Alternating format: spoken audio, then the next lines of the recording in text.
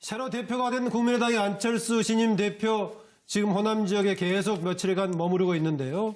최근에 이런 문제를 제기했습니다. 정부 새 예산 나오니 거기에 호남 관련 SOC 예산이 아주 많이 삭감이 돼버렸다. 심지어는 그중에서는 95%가 삭감되는 것도 있다라고 얘기하면서 그대로 인용하자면은 문재인 정부 대선 끝나자마자 그동안은 그렇게 호소하더니 호남을 토사구팽시키는 것이다. 내가 반드시 바로잡겠다. 이른바 호남 홀대론을 제기를 하고 있습니다. 더불어민주당 쪽에서는 이번에 복지를 강화하면서 전체적으로 SOC 예산이 줄었다. 그러니까는 호남 지역은 전체 감소폭도 오히려 작기 때문에 그걸 지금 얘기하는 것은 오히려 지역 감정 붙이는 것이 아니냐 이런 식의 얘기를 하고 있습니다. 그러나 박지원 의원 등은 오히려 정반대로 맞서고 있습니다. 호남 SOC 예산을 삭감하고 영남 지역의 경우에는 신청도 안 했는데 3천 몇백억이 포함됐다. 특히 수건사업으로 돼 있는 호남 고속철 2단계의 경우에는 3천 몇백억 했는데 95% 삭감하고 150억밖에 하지 않았었다. 이런 문제를 제기해서 반드시 하겠다는 것입니다. 우선 이 상황을 어떻게 볼지 이것을 단지 정치적인 동원 전략으로 보는 것인지 아니면 정부 예산 전략이 정말 이런 것을 좀 꼼꼼하게 좀 봐야 될 부분인지 여러 가지 논의가 가능할 것 같습니다. 어느 분이 먼저 얘기하시겠습니까? 자료 좀 먼저 볼까요? 그러죠. 저와 광주 시민이 호남 발전과 호남 SOC 예산을 지켜야 한다고 하니 민주당은 적폐니 지역 감정이니 운운하면서 비난하고 있습니다. 호남 고속철 예산 3천억 신청했지만 95% 삭감됐습니다. 이게 그럼 호남 홀대가 아니면 호남 접대입니까? 민주당이 뭐라고 해도 국민의당은 호남 SOC 예산 지키기 위해서 광주 시민, 전남 도민과 함께 힘을 모으겠습니다.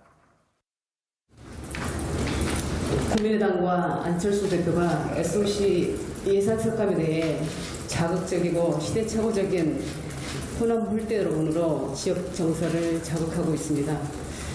대단히 무책임한 행보입니다. 참으로 유감스럽게 생각합니다.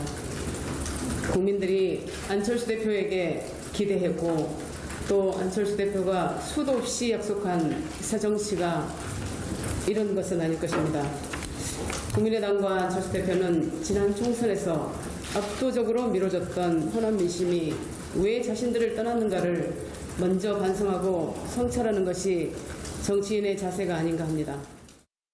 네, 조금 전에 자막에 나왔던 양향자 최고위원이었고요. 현재 의원은 아닌데 자막이 지금 의원으로 나왔네요. 김만욱 부장.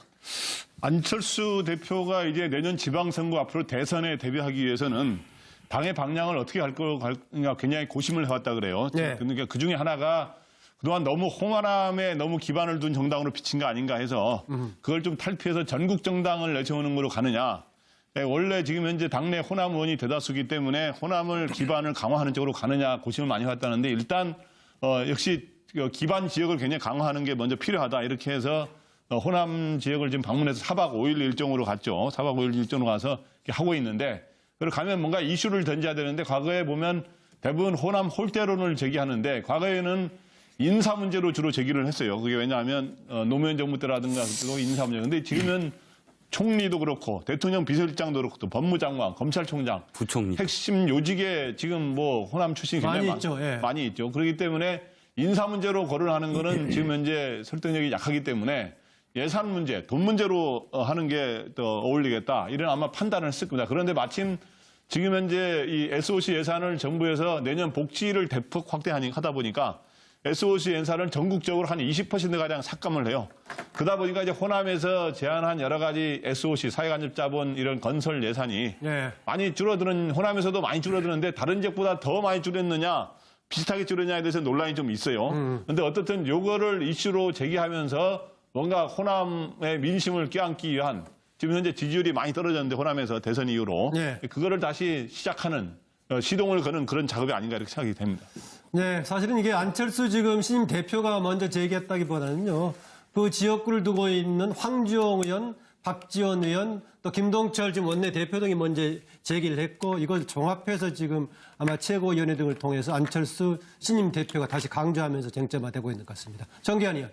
대한민국 대통령 될 사람이 특정 지역 예산이 줄어들었다고 저렇게 이야기하는 것이 정당한지 잘 모르겠습니다. 평소에 아마 안철수 대표가 대한민국이 토건공화국이냐, 팔도강산 가는 데마다 사람이 있든 없든 도로 닦고 SOC 만들고 하는 데서 엄청나게 비판을 했을 겁니다. 그러면 우리가 지금 앞으로 대한민국을 만들어가는 과정에서 국민들이 내는 세금을 어떻게 잘 배분해서 갈 것이냐, 이제 이런 문제에 대한 것이라면 저는 몰라도 호남에서 홀대를 받고 있다 이러면 대구 경북 한번 가보십시오. 국민의당 지지율 떨어져 있지만 거기도 지역 메이저 언론들이 난립니다. 왜냐하면 모든 예산은 토건과 관련된 SOC 예산이 확보되느냐 아니냐가 지역구 국회의원들의 최고의 성적표라는 것 때문에 예, 부산 그렇죠. 경남 예. 가보십시오. 전국이 똑같습니다. 그런데 호남만 왜 홀대받느냐 이렇게 하는 것은 저는 지역 감정을 부추기는 거다. 그런 방식으로 안 했으면 좋겠고 예. 그 지역의 산업을 일으키기 위해서 해야 되는 혁신의 과정에 어떻게 국가가 지원하느냐 마냐 이런 논쟁을 좀 하면은 좀 더 낫겠는데 정말 저는 예산 가지고 많다 적다는 걸 가지고 우리 홀대받고 있으니까 문재인 정부 결국 호남 버리는 거 아니냐 이렇게 하면 안 됩니다. 예. 아까 좀 속보 나왔는데요. 오늘 국민보고대 형식을 빌려서 자유한국당이 강남에서 집회를 했는데 사실상 오늘 분기점으로 해서 국회에 이제 보이콧을 처리하고 갈 수밖에 없는 거 아니냐. 월요일 날부터 대정부 질의가 있고 인사청문회도 있기 때문에 갈 거다라고 되게 예상을 했는데 그런 수순으로 오늘 결정을 했네요. 공식적으로는 모레 의총을 통해서 최종 확정하겠다. 이런 좀 속보가 들어와 있습니다. 이어서 계속 논의하죠. 이정근 실장.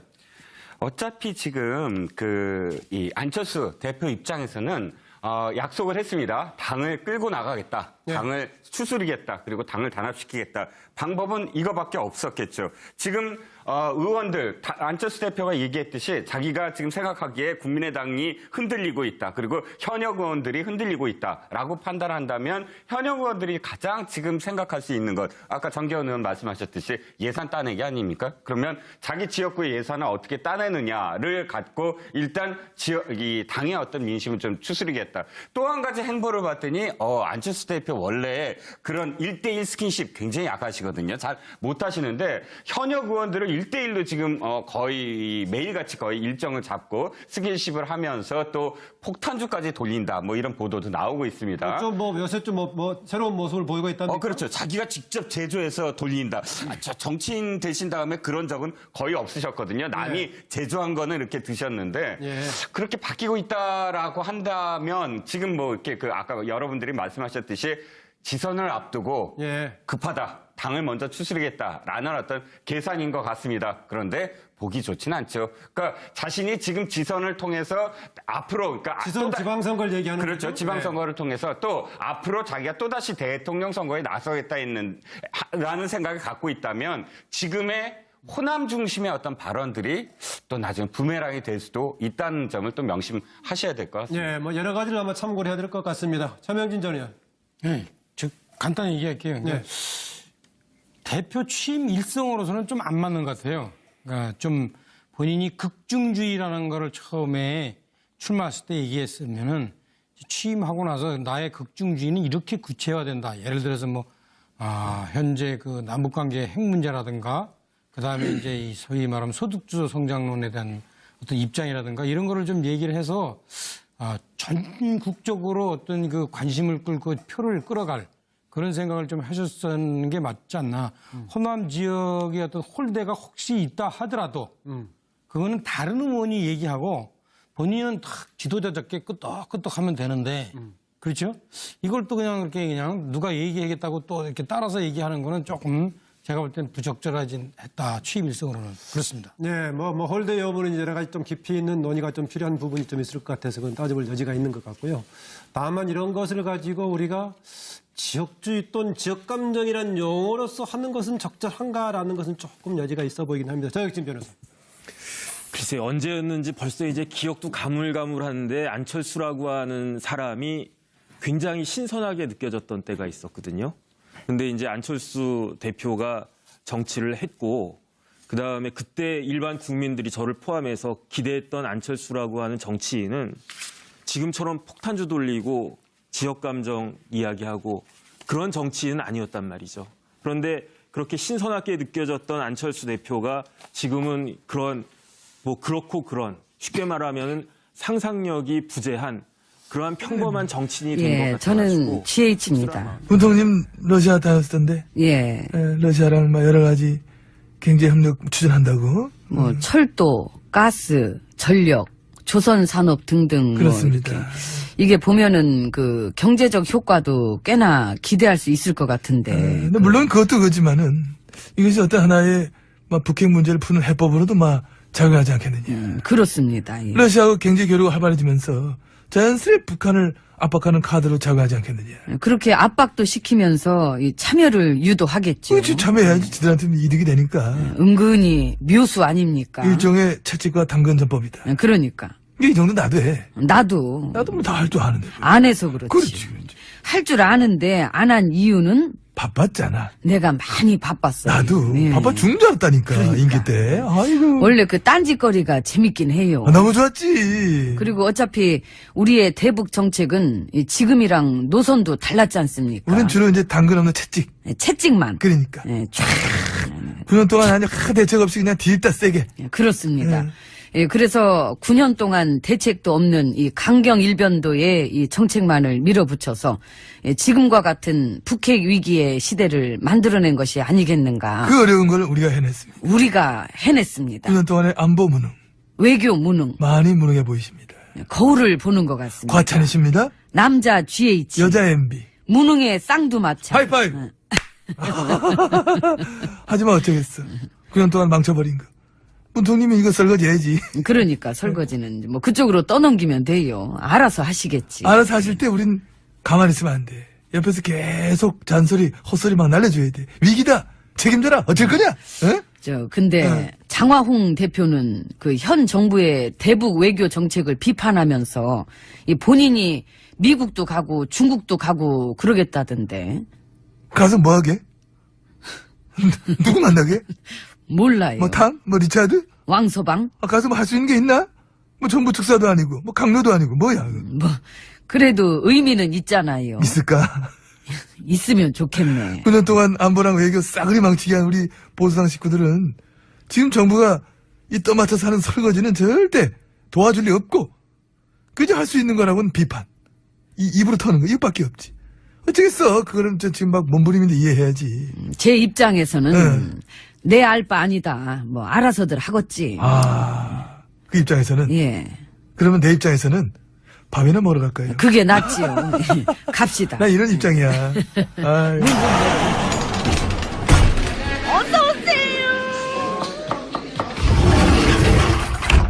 네, 들어왔습니다. 우리 자한당 식구들은 내일 집회합니까? 뭘로? 대북 정책 비판이랑 방송 장악 규탄. 재밌지? 참 가지가지다. 심지어 저 장애 집회할 때 청중들을 동원하라는 문건도 또 걸려가지고 그 뉴스 떴더라. 동원하기가 쉽나? 나 때야 쉬웠지. 돈 뿌리면 쉬운데. 내부에서도 불만이 많아. 어? 사람들 동원 몇 명 해라. 이렇게 목표치가 있는데 그 부담되잖아. 이미 문건도 또 걸려가지고 창피하기도 하고 말이야. 그리고 그 대북 정책에 관해서 그렇게 잘할 수 있고 아이디어가 많으면은 다들 지난 9년 동안에나 좀 해보시지. 왜 이제 와서 밖에 나가서 그래요? 우리 식구들도 바빴잖아. 국정농단 부역전화 바빴지 조연이었는데. 하긴. 그거보다 언론 장악 규탄이 대박이야. 언론 장악 규탄하러 나온다니까 시민들은 뭐랍니까? 안 사요. 안 팔려? 안 팔리지. 누가 사줘 그걸 지금. 어쩜 좋아. 응? 국회 보이콧 명분도 없고 이제는. 다시 도로 들어가자니 뻘쭘하고. 그러니까. 그래도 갈 때까지 가보자야. 뭐 더 떨은 데도 없고 기왕 이래 된 거 앉아 죽니 서서 죽겠다. 응? 저런. 결의에 차 있어. 아주 결기가 대단해 지금. 서서 죽는 거 쉽지 않은데. 그렇잖아요. 그렇지. 서서 자는 것도 쉽지 않은 판에 굳이 서서 죽는 쪽을 선택한다고 하니까. 시민들은 뭐래요? 호상이래. 호상. 보내는구나. 간대는데 보내줘야지. 말 없이 고이 보내드리오리다. 사뿐히 지려밟고 가시옵소서. 심정적으로는 이미 무참히 들여밟힌 것 같은데 참 안 됐네요. 나 그래도 우리 애들 덕분에 내기 덜 나와서 좋아.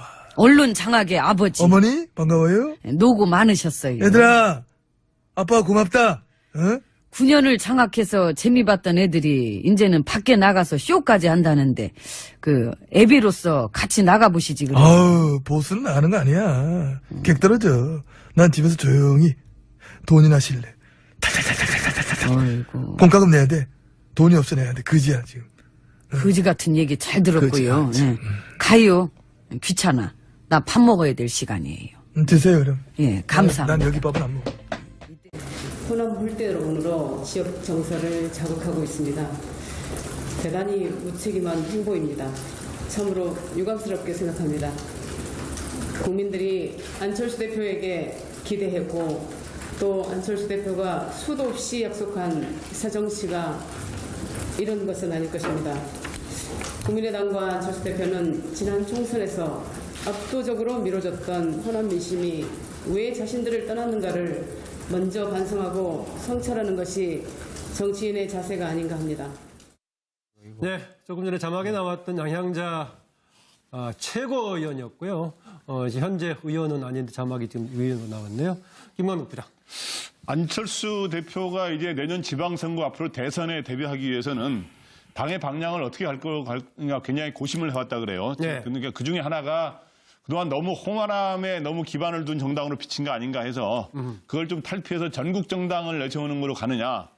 원래 지금 현재 당내 호남 의원이 대다수기 때문에 호남을 기반을 강화하는 쪽으로 가느냐 고심을 많이 해왔다는데 일단 역시 기반 지역을 굉장히 강화하는 게 먼저 필요하다 이렇게 해서 호남 지역을 지금 방문해서 4박 5일 일정으로 갔죠. 4박 5일 일정으로 가서 이렇게 하고 있는데 그리고 가면 뭔가 이슈를 던져야 되는데 과거에 보면 대부분 호남 홀대론을 제기하는데 과거에는 인사 문제로 주로 제기를 했어요. 그게 왜냐하면 노무현 정부 때라든가 그때도 인사 문제. 근데 지금은 총리도 그렇고 대통령 비서실장도 그렇고 또 법무장관, 검찰총장, 부총리. 핵심 요직에 지금 뭐 호남 출신이 굉장히 많이 있죠. 예. 많이 있죠. 그렇기 때문에 인사 문제로 거론하는 거는 지금 현재 설득력이 약하기 때문에 예산 문제, 돈 문제로 하는 게 더 어울리겠다. 이런 아마 판단을 했을 겁니다. 그런데 마침 지금 현재 이 SOC 예산을 정부에서 내년 복지를 대폭 확대하다 보니까 SOC 예산을 전국적으로 한 20%가량 삭감을 해요.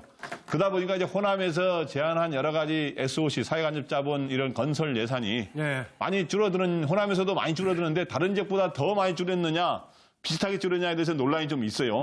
그런데 새로 대표가 된 국민의당의 안철수 신임 대표 지금 호남 지역에 계속 며칠간 머무르고 있는데요.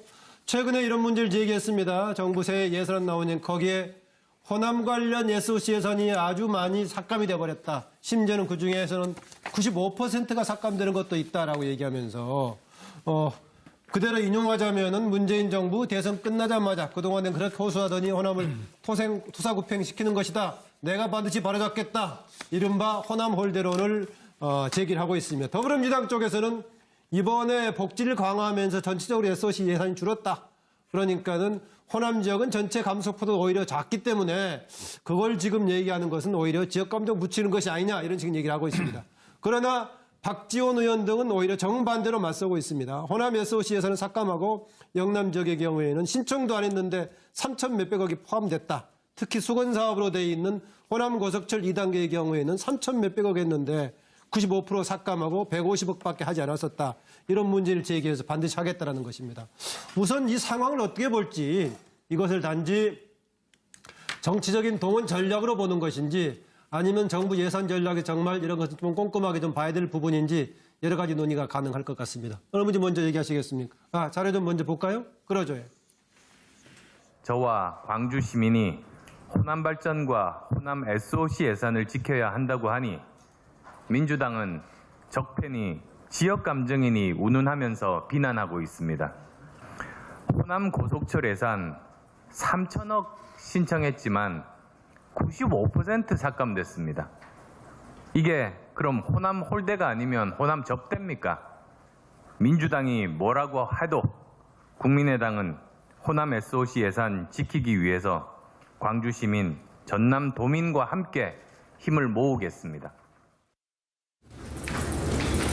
국민의당과 안철수 대표가 SOC 예산 삭감에 대해 자극적이고 시대착오적인 어떻든 요거를 이슈로 제기하면서 뭔가 호남의 민심을 껴안기 위한 지금 현재 지지율이 많이 떨어졌는데 호남에서 대선 이후로 네. 그거를 다시 시작하는 시동을 거는 그런 작업이 아닌가 이렇게 생각이 됩니다.